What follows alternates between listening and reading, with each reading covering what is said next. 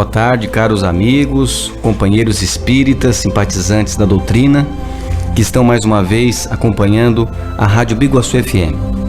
Estamos iniciando mais um programa Conhecendo o Espiritismo.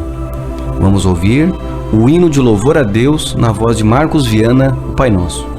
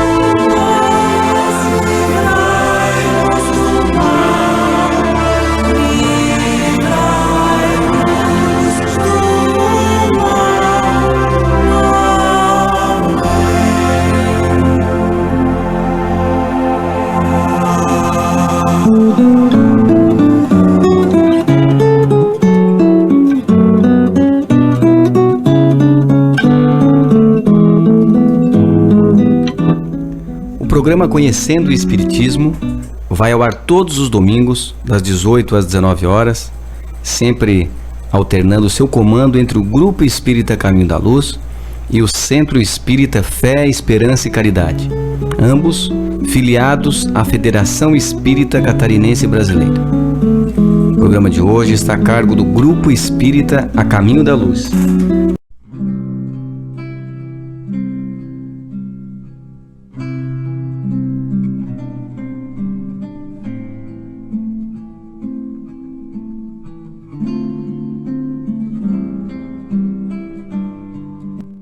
ao partir do pão. E eles lhes contaram o que lhes acontecera no caminho, e como deles foi conhecido ao partir do pão. Lucas, capítulo 24, versículo 35. Muito importante o episódio em que o Mestre é reconhecido pelos discípulos que se dirigiam para Emaús, em desesperação. Jesus seguira-os, qual amigo oculto, fixando-lhes a verdade no coração com as fórmulas verbais carinhosas e doces. Grande parte do caminho foi atravessada em companhia daquele homem, amoroso e sábio, que ambos interpretaram por generoso e simpático desconhecido, e que somente, ao partir do pão, reconhece o Mestre muito amado. Os dois aprendizes não conseguiram a identificação nem pelas palavras, nem pelos gestos afetuosos. Contudo, tão logo surgiu o pão materializado, dissiparam todas as dúvidas e creram. Não será o mesmo que vem ocorrendo no mundo há milênios?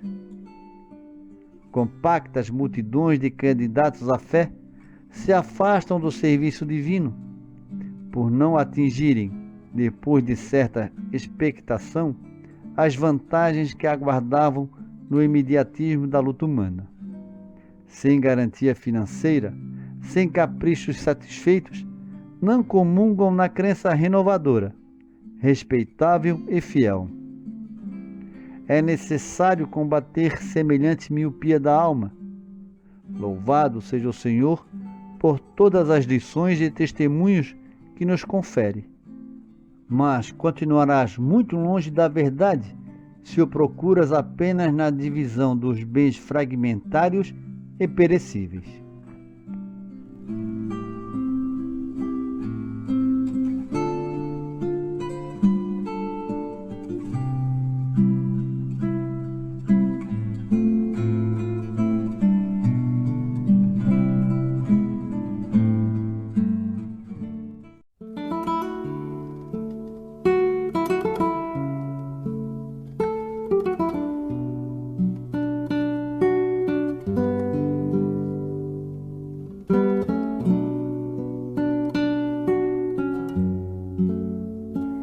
Espírita ante a política.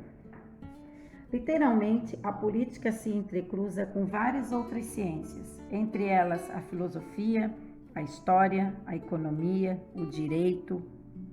No entanto, é com a sociologia que ela possui laços mais estreitos, visto que tem seu nascedouro na própria sociedade.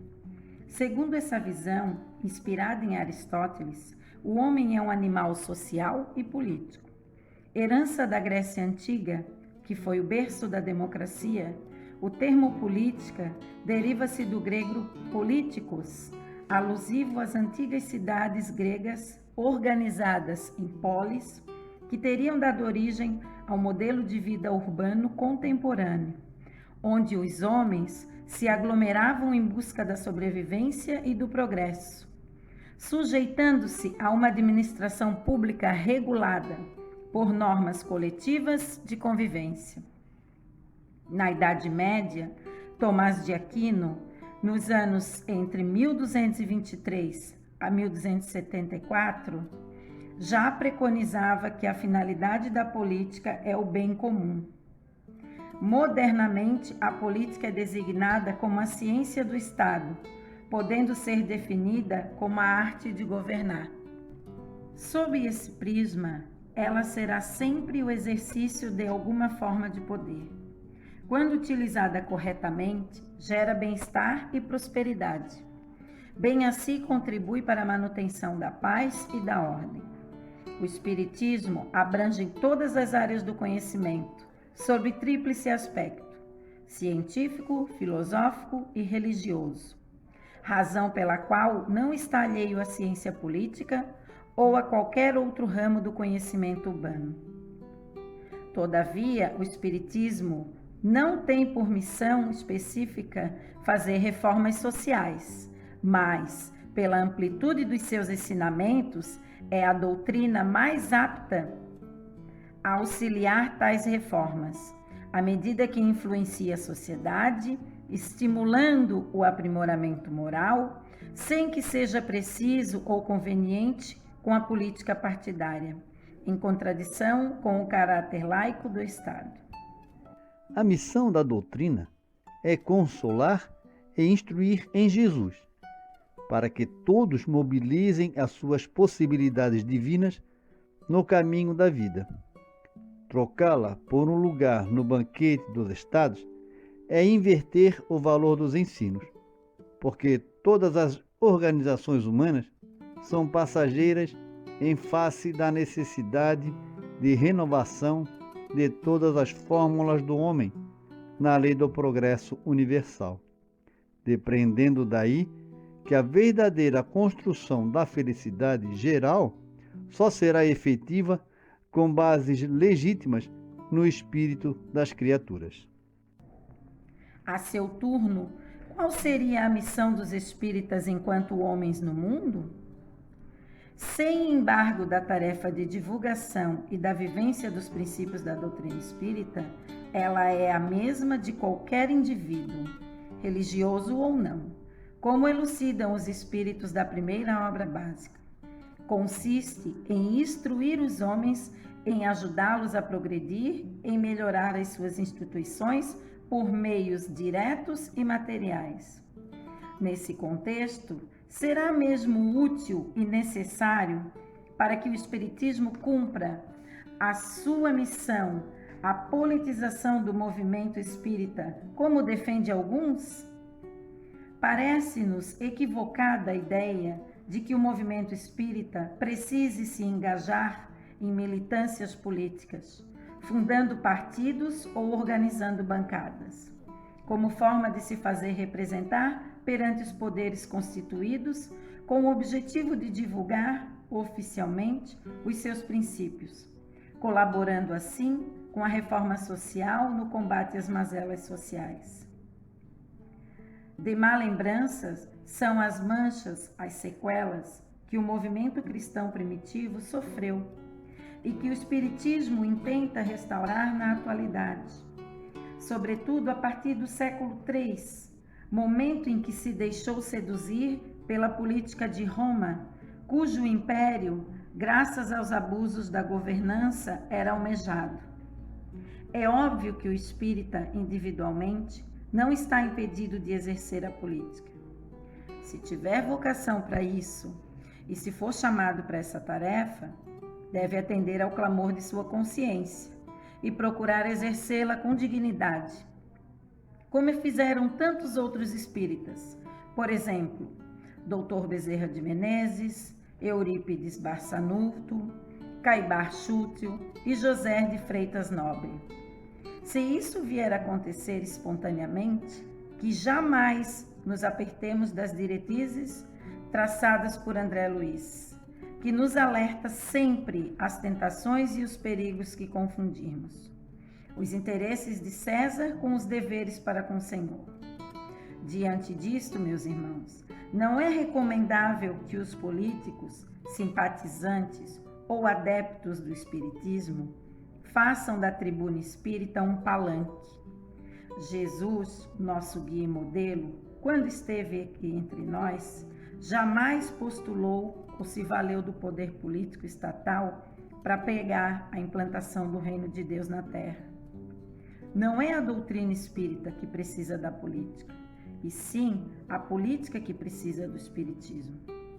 Isto é, progredindo moralmente por influência do espiritismo, a sociedade preparar de forma natural bons políticos e até estadistas para atuarem das instituições públicas.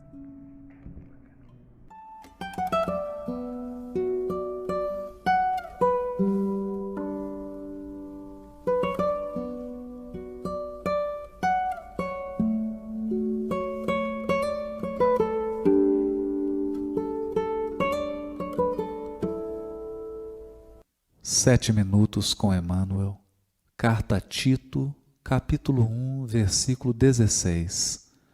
Comentário do livro Caminho, Verdade e Vida, capítulo 116, intitulado Agir de Acordo.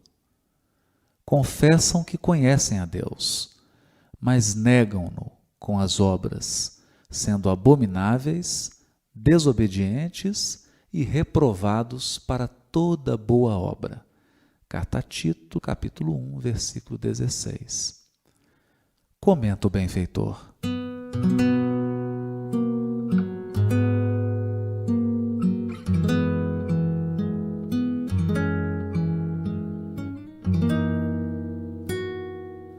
O Espiritismo, em sua feição de cristianismo redivivo, tem papel muito mais alto que o de simples campo para novas observações técnicas da ciência instável do mundo. A Terra, até agora, no que se refere às organizações religiosas, tem vivido repleta dos que confessam a existência de Deus, negando-o, porém, com as obras individuais. O intercâmbio dos dois mundos, visível e invisível, de maneira direta, objetiva, esse reajustamento sentimental, para que a luz divina se manifeste nas relações comuns dos homens. Como conciliar o conhecimento de Deus com o menosprezo aos semelhantes? As antigas escolas religiosas, à força de se arregimentarem como agrupamentos políticos do mundo, sob o controle do sacerdócio, acabaram por estagnar os impulsos da fé, em exterioridades que aviltam as forças vivas do espírito.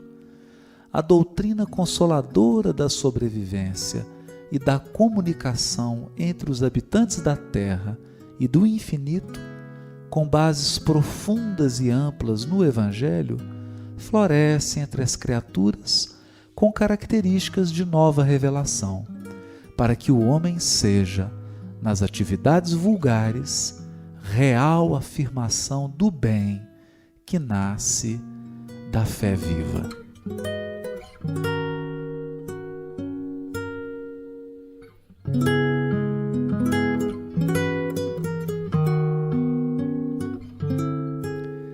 Emmanuel afirmou no livro Consolador, na questão 260, que religião é o sentimento divino, cujas exteriorizações são sempre o amor, nas expressões mais sublimes. Enquanto a ciência e a filosofia operam o trabalho da experimentação e do raciocínio, a religião edifica e ilumina os sentimentos. As primeiras se irmanam na sabedoria, a segunda personifica o amor, as duas asas divinas com que a alma humana penetrará um dia nos pórticos sagrados da espiritualidade. No prólogo do livro, ele asseverou que podemos tomar o Espiritismo, simbolizado desse modo, como um triângulo de forças espirituais. A ciência e a filosofia vinculam à Terra essa figura simbólica. Porém, a religião é o ângulo divino que a liga ao céu. No seu aspecto científico e filosófico, a doutrina será sempre um campo nobre de investigações humanas, como outros movimentos coletivos de natureza intelectual, que visam o aperfeiçoamento da humanidade. No aspecto religioso, todavia, repousa a sua grandeza divina, por constituir a restauração do Evangelho de Jesus Cristo, estabelecendo a renovação definitiva do homem para a grandeza do seu imenso futuro espiritual. Assim, não custa repetir com Emmanuel que o intercâmbio dos dois mundos, visível e invisível, de maneira direta, objetiva esse reajustamento sentimental para que a luz divina se manifeste nas relações comuns dos homens. A verdadeira religião. Os caminhos mais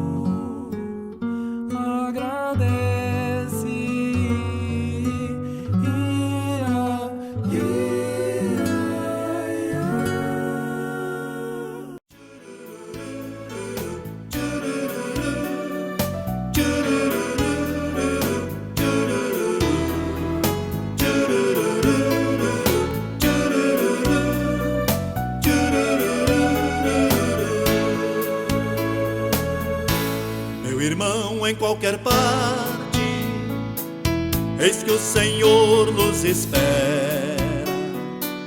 para o serviço do bem, que constrói a nova era.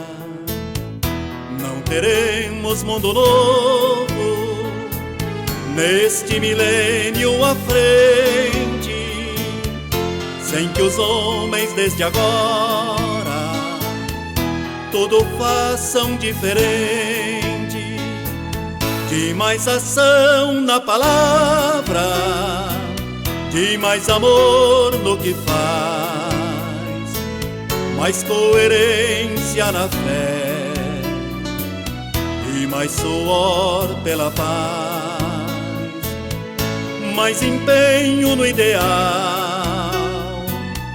mais perdão, fraternidade, mais renúncia e sacrifício em favor da humanidade. É de que o homem precisa em seus anseios de luz, desejando sobre a terra um mundo novo em Jesus,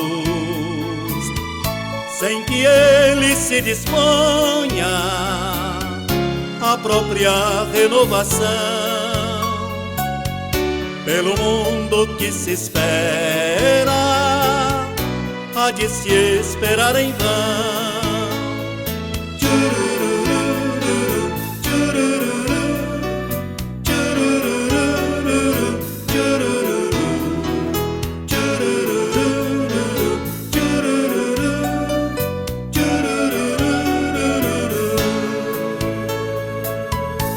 Meu irmão, em qualquer parte, eis que o Senhor nos espera para o serviço do bem, que constrói a nova era.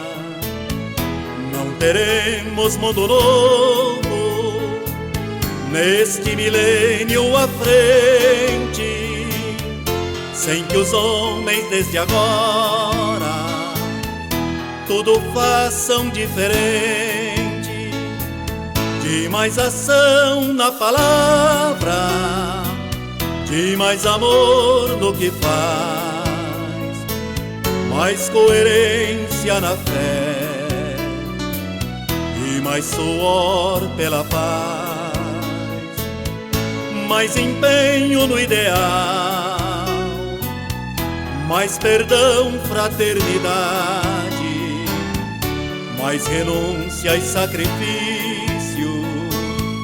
em favor da humanidade. É de que o homem precisa em seus anseios de luz,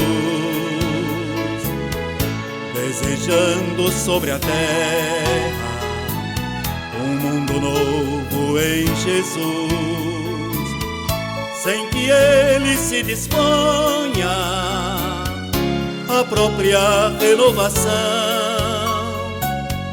pelo mundo que se espera, há de se esperar em vão.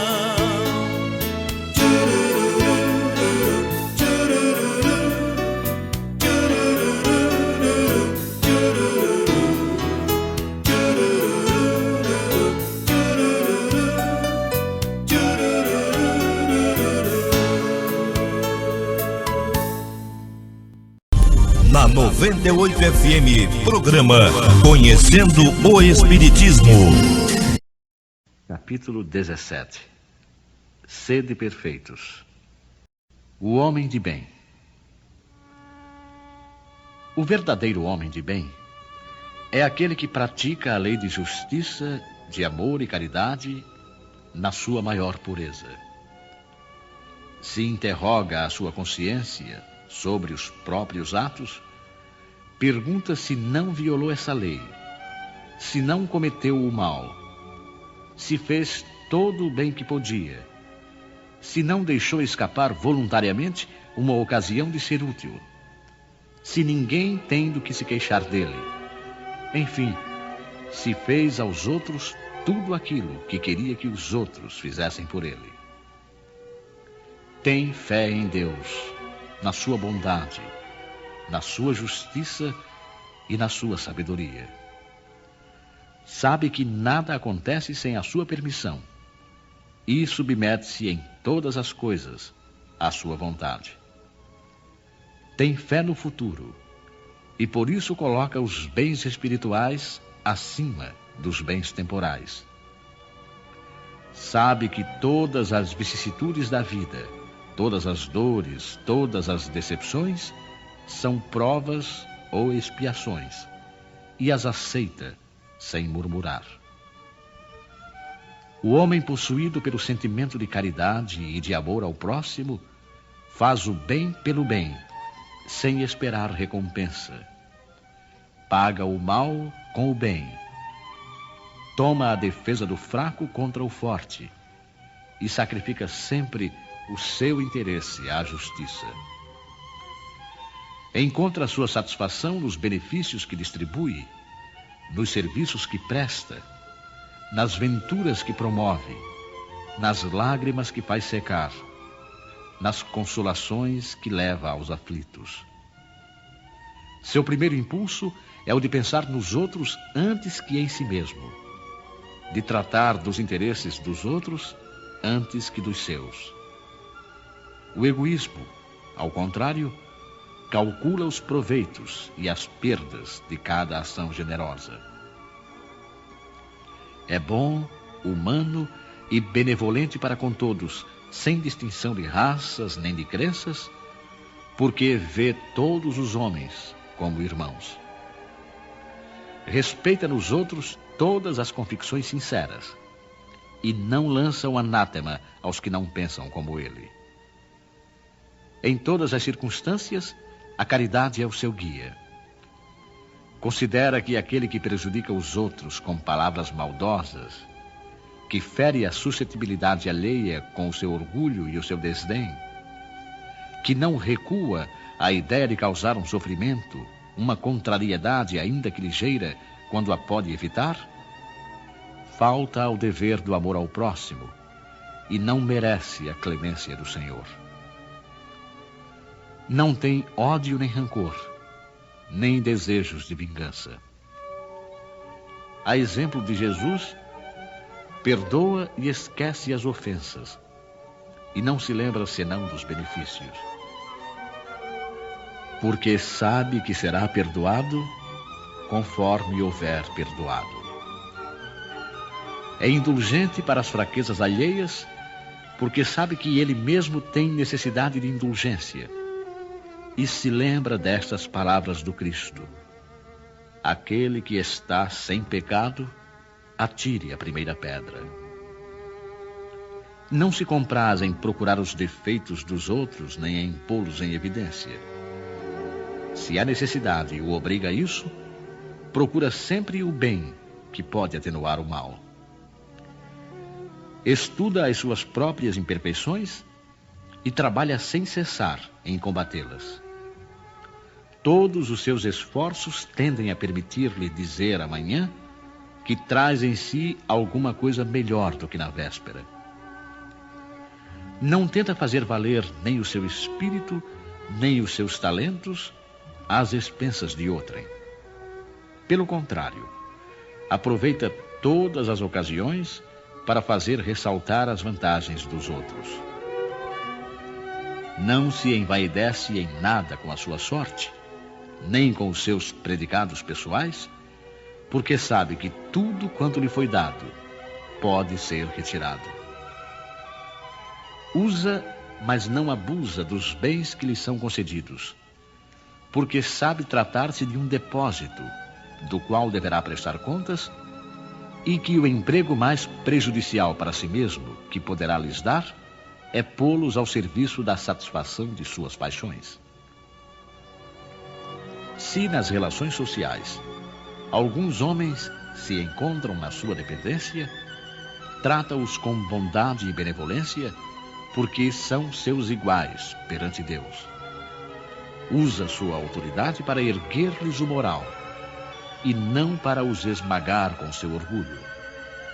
e evita tudo quanto poderia tornar mais penosa a sua posição subalterna. O subordinado, por sua vez, compreende os deveres da sua posição e tem o escrúpulo de procurar cumpri-los conscienciosamente.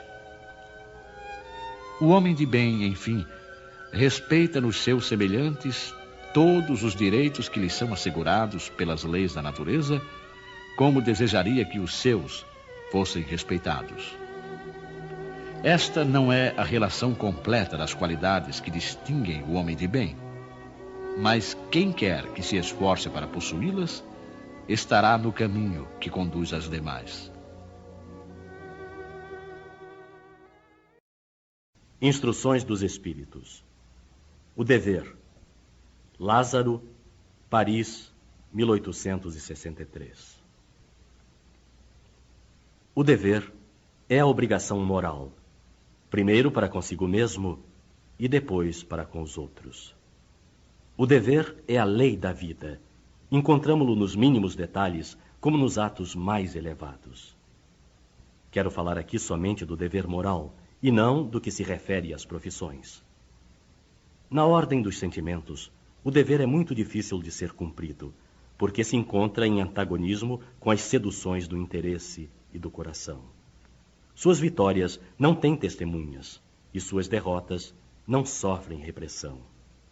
O dever íntimo do homem está entregue ao seu livre-arbítrio.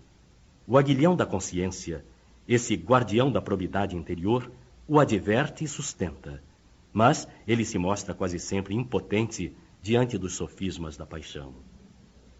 O dever do coração, fielmente observado, eleva o homem.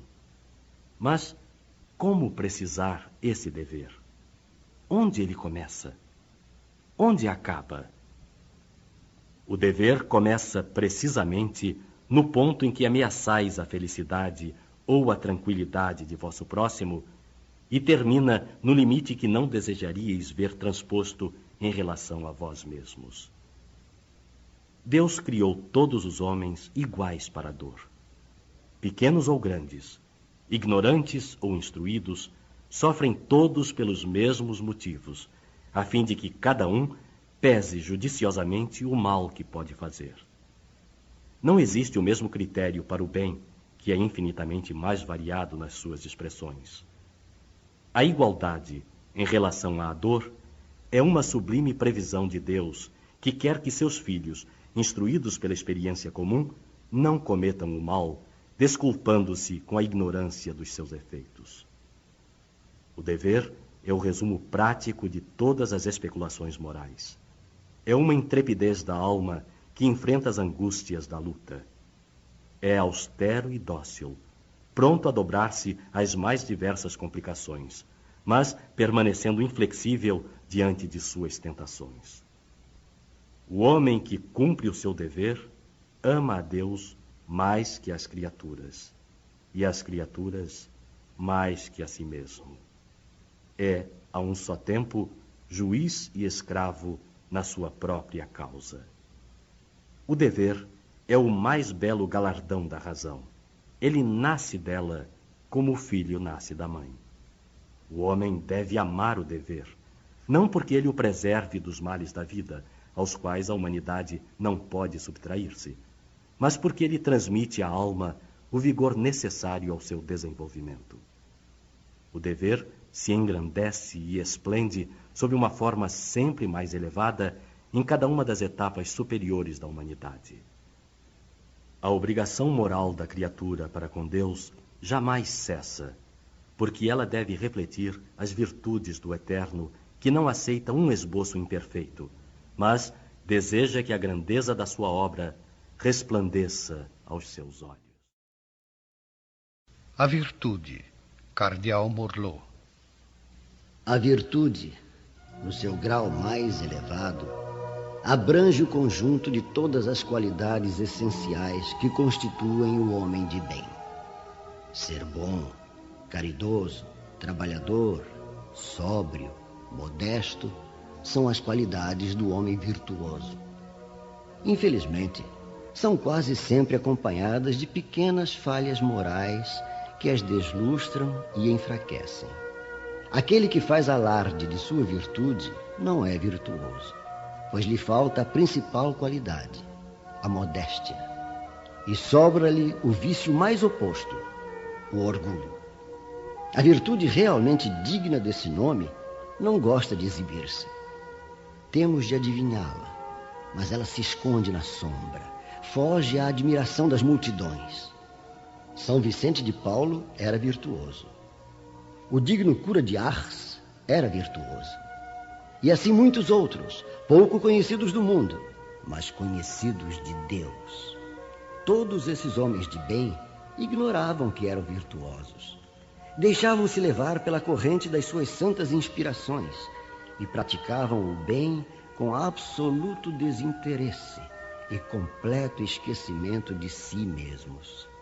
É para essa virtude, assim compreendida e praticada, que eu vos convido, meus filhos. Para essa virtude realmente cristã e verdadeiramente espírita, que eu vos convido a consagrar-vos. Mas afastai de vossos corações os sentimentos do orgulho, da vaidade, do amor próprio, que deslustram sempre as mais belas qualidades.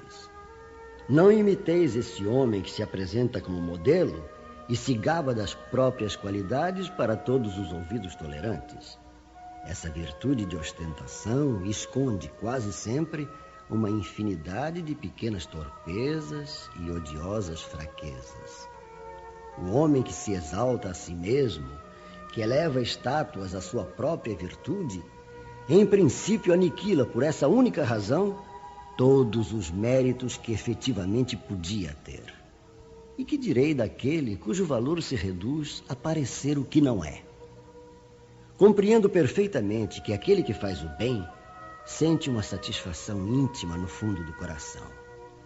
Mas desde o momento em que essa satisfação se exterioriza para provocar elogios, degenera em amor próprio.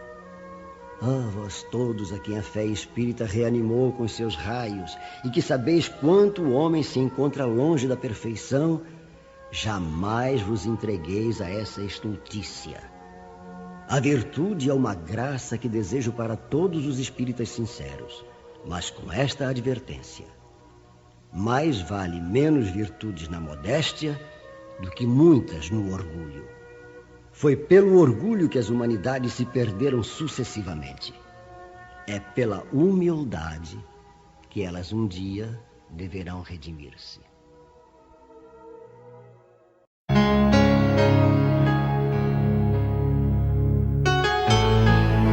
Está no ar Momento Espírita, o programa que traz o espiritismo para bem perto de você.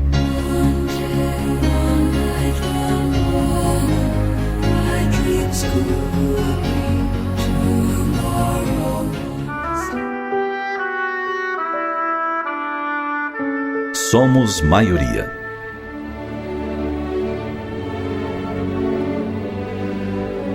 Nunca antes na humanidade houve tantas pessoas fazendo bem e amando o próximo como em nossos dias. À primeira vista, a frase parece fora de contexto e mesmo alienada das coisas que vemos. Temos a impressão de que todos estão fazendo o mal, que poucos são honestos, que ninguém respeita o próximo.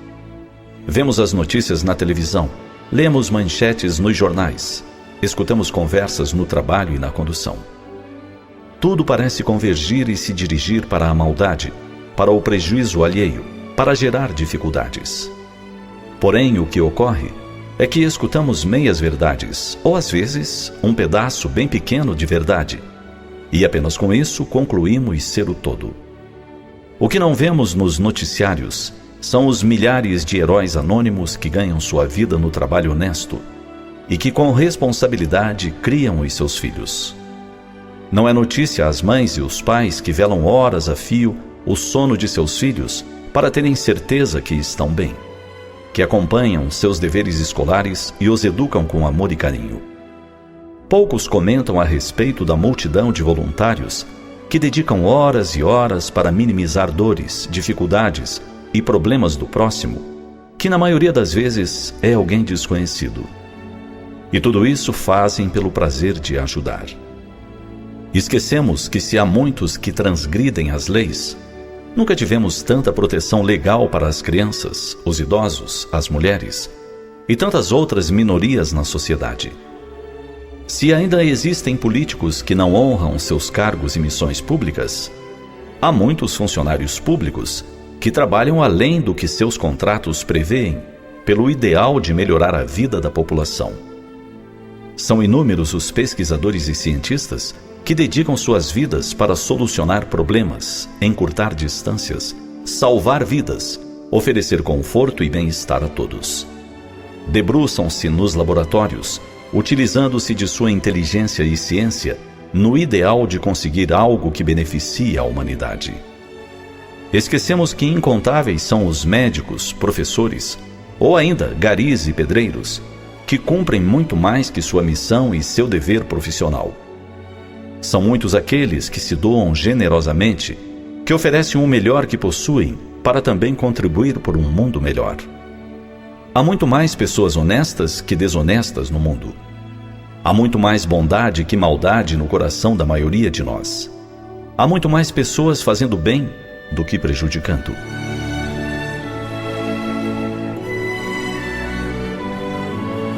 Assim, ao olharmos nossa sociedade, lembremos que não estamos sós, nem somos minoria, aqueles que fazemos o bem, que somos honestos e idealistas. Apenas somos aparentemente transparentes uns para os outros. Não nos vemos, porém, estamos todos agindo para que os dias, um após o outro, tornem-se melhores e mais felizes. Dessa forma, não devemos jamais desistir do nosso ideal. Ao nos imaginarmos sozinhos, basta que olhemos para o lado e logo perceberemos que somos uma grande maioria. Uma multidão mesmo, aqueles que semeamos o bem, a justiça e a paz nas estradas da vida.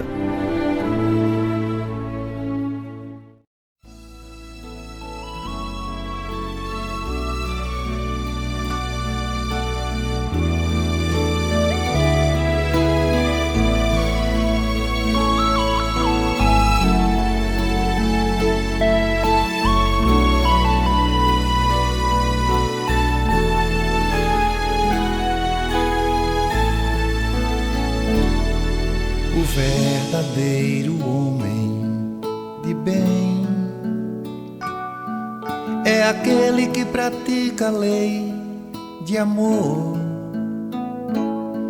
de justiça e caridade, de pureza e de bondade. Interroga a consciência se essa lei já violou. Não comete o mal, tem fé em Deus e na bondade. Sabe que nada acontece sem a sua permissão. Tem fé no futuro e por isso coloca os bens espirituais acima desses bens só temporais. Quando nas dores da vida e nas decepções aceita sem murmurar, porque são provas ou expiações. Encontra benefícios nos serviços que prestam, nas lágrimas que secam e nas consolações. Seu primeiro impulso é de pensar nos outros antes de si, antes dos seus. É bom, benevolente, humano e muito mais. Nem de raça, nem de crença, distinção ele não faz. Respeita todas as convicções. A caridade sempre é seu guia. Não tem ódio nem rancor, nem desejo de vingança. A exemplo de Jesus, perdoa todo dia. É indulgente com as fraquezas alheias. não procura defeitos nos outros. Estuda suas próprias imperfeições, trabalha sem cessar para combatê-las. Não se envaidece com a sorte ou com os dons pessoais. Usa, mas não abusa dos bens materiais. Se tem alguns dependentes nas relações sociais, trata com benevolência e muita paz. É o homem de bem, é o homem de bem. Quem plantar vai colher, vou lutar, vou crescer, vou chegar lá também. É o homem de bem, é o homem de bem.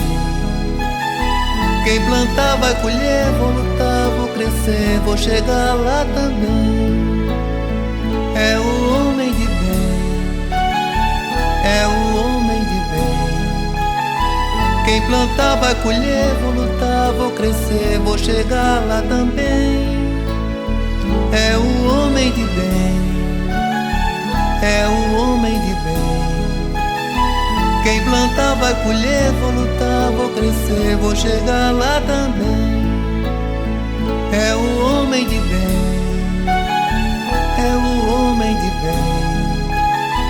Quem plantar vai colher, vou lutar, vou crescer, vou chegar lá também. É o homem de bem, é o homem de bem. Quem plantar vai colher, vou lutar, vou crescer, vou chegar lá também. O homem de bem, o homem de bem. Quem plantar vai colher, vou lutar, vou crescer, vou chegar lá também. É o homem de bem, é o homem de bem. Quem plantar vai colher, vou lutar, vou crescer, vou chegar lá também.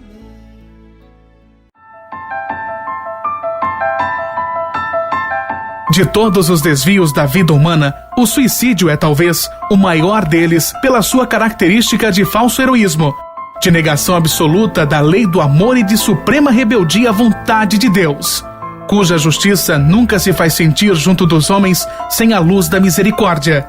Emmanuel, o Consolador, psicografia de Francisco Xavier.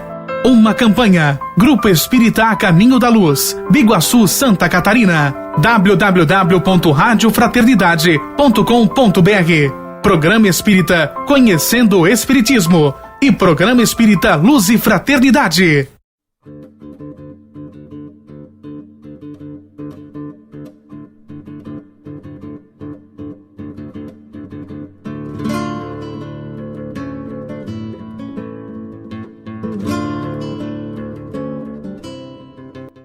O discípulo sincero do Evangelho não necessita respirar o clima da política administrativa do mundo para cumprir o ministério que lhe é cometido.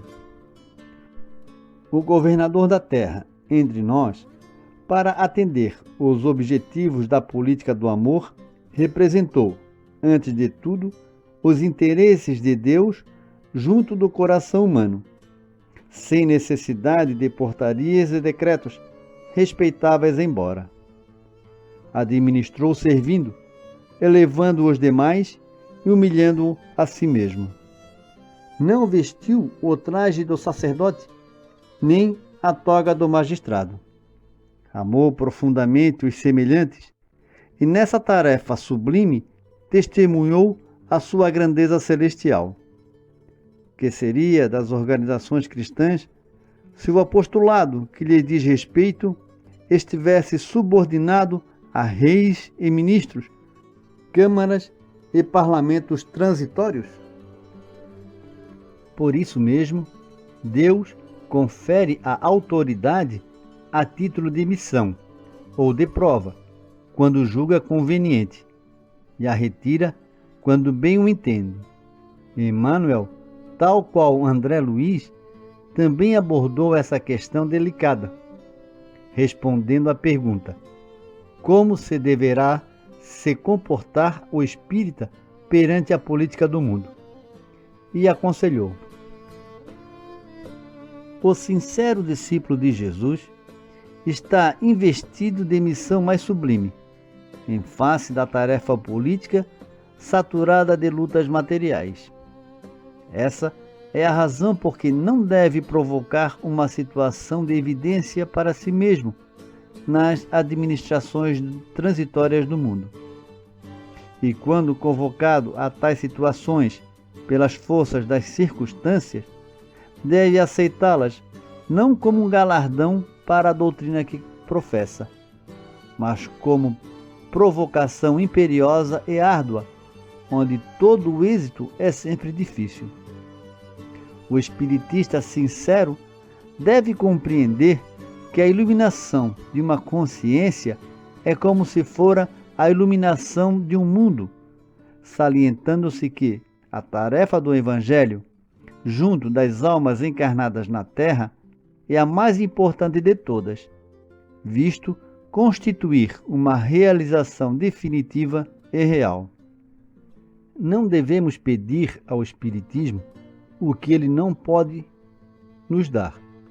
A estratégia equivocada de Judas, que, embora bem intencionada, pretendia utilizar a política terrena para acelerar o processo de implantação do Evangelho na Terra. É uma advertência perene a todos nós, pois as conquistas do mundo são cheias de ciladas para o espírito, e entre elas é possível que nos transformemos em órgão de escândalo para a verdade que o Mestre representa. A humanidade progride por meio dos indivíduos, que se melhoram pouco a pouco. É pelo desenvolvimento moral que se reconhece uma civilização completa. Os povos que só vivem a vida do corpo, cujo poder se baseia apenas na força e na extensão territorial, um dia fenecerão, pois a vida da alma prevalece sempre. Aqueles cujas leis se harmonizam com as leis eternas do Criador viverão e servirão de farol aos outros povos. Todos podemos contribuir com nossa parte para acelerar as esperadas mudanças sociais. As responsabilidades pelo aperfeiçoamento do mundo competem-nos a todos. O Espiritismo não depende da política terrena para atingir os seus fins. Triunfará porque se funda nas leis naturais, sem que seja necessário violentar a consciência dos incrédulos. Deus não conduz o homem por meio de prodígios, mas deixa que tenha o mérito da própria conquista, que se dará mais cedo ou mais tarde pelo convencimento da razão. Que estas breves reflexões fortaleçam a esperança de todos os que mourejam na seara espírita, para que o Brasil consiga realizar a missão redentora da qual é depositário. Mais importante que as colossais riquezas naturais do seu vasto território é a imensa diversidade racial, social e religiosa de seu povo. Se soubermos vivenciar o Evangelho conforme Jesus ensinou, inevitavelmente faremos jus à vocação assinalada pelos espíritos superiores e o coração do mundo, pátria do Evangelho.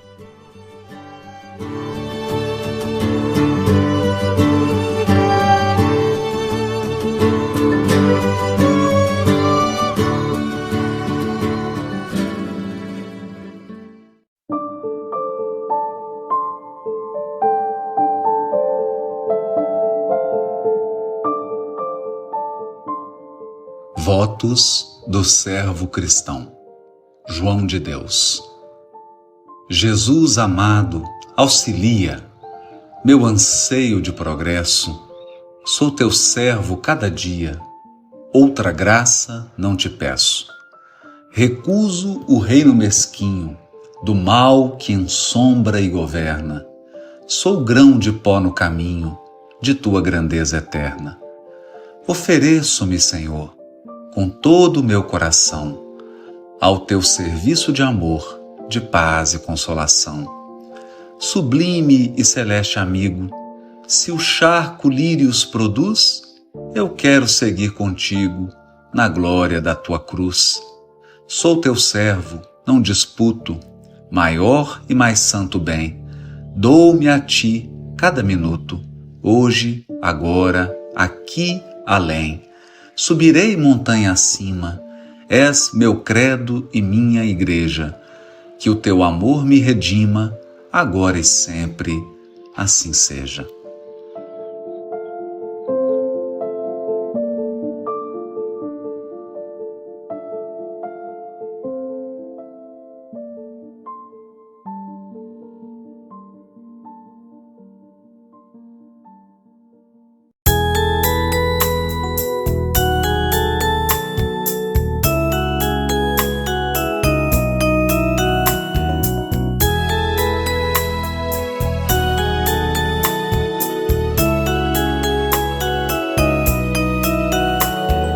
Tudo é perfeito nas coisas de Deus, obedecendo uma força maior. Toda mudança é uma lei natural, e o amanhã será sempre melhor. Eu vejo em tudo a presença do Pai, nas verdes matas, na fonte a correr, no colorido de um girassol, na voz do vento no céu, na semente ao nascer, no canto de um bem-te-vi, nos seres no fundo do mar, na chuva molhando o jardim. Vejo Deus fazendo a criança sorrir, no brilho do sol o calor, no grande universo enfim.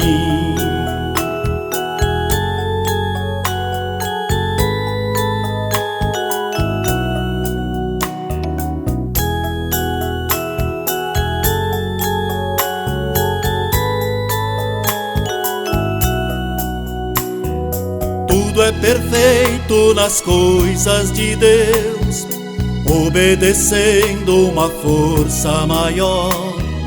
Toda mudança é uma lei natural, e o amanhã será sempre melhor.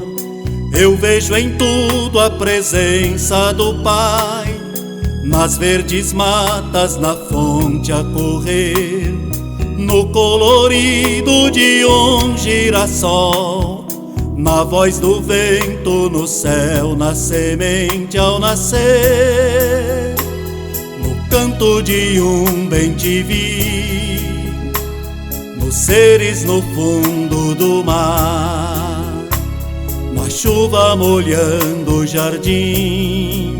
Vejo Deus fazendo a criança sorrir, no brilho do sol o calor, no grande universo enfim. La la la, la la la la, la la la la.